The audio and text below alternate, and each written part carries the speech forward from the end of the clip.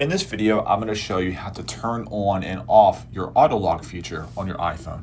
So if you're someone that wants to either have it auto lock rather quickly or just keep your screen on, it's real easy to go in and change that setting.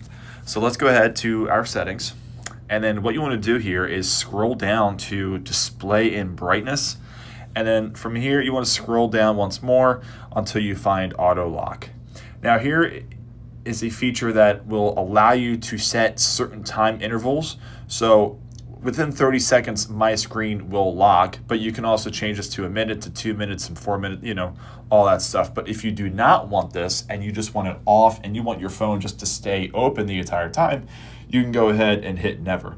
Now, it may use more energy with this setting, but it's real simple to go ahead and go back into this feature and just set a time limit so your phone automatically locks. And that's it. It's super simple and super easy to know how to turn on